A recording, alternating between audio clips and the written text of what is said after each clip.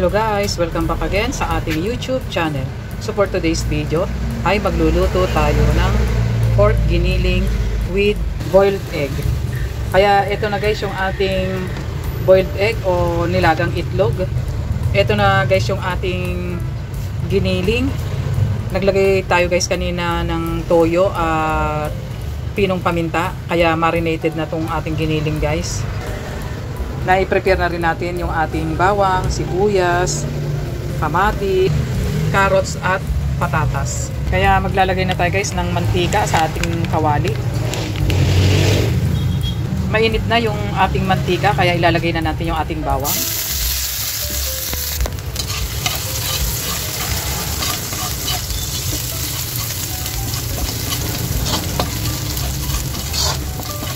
Sunod na rin natin guys yung ating sibuyas.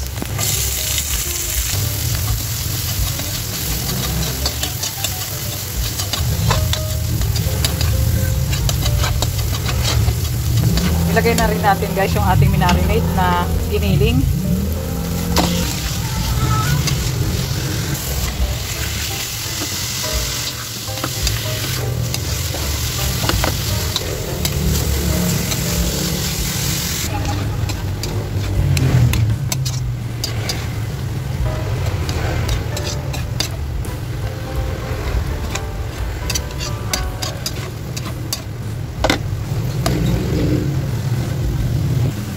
Taktakan natin guys ng pinong paminta, patis, sabay halo-halo.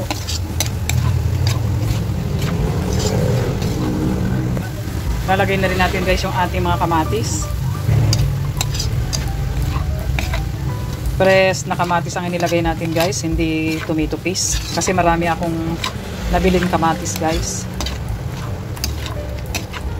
At ito guys ay atin siya munang tatakpan. Ayan guys, hindi ko na-click yung ating video guys.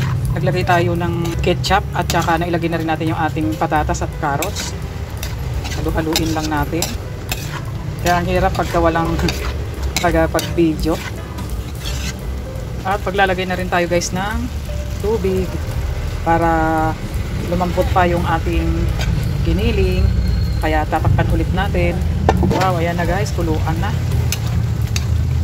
Halu-haluin lang natin.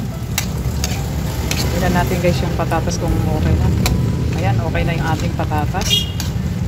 At maglalagay lang tayo guys ng yung ating tinunaw na cornstarch, pampalapot sa ating sauce.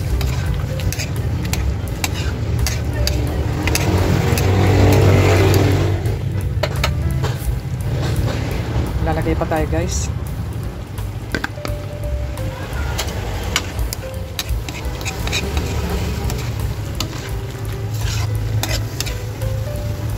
At maglalagay din tayo guys ng brown sugar. Ito guys ay isang minuto na lang to guys, ay ito ay luto na. Tikman natin guys kung okay na yung kanyang timpla. Wow, sarap. Ilagay na rin natin guys yung ating boiled egg. Pradong magugustuhan na naman ng mga anak ko ito guys kung ating niluto ngayon.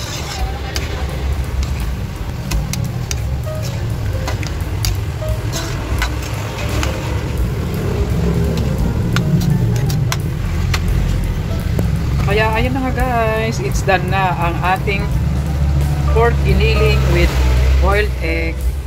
Kaya thank you for watching and don't forget to subscribe. Bye bye!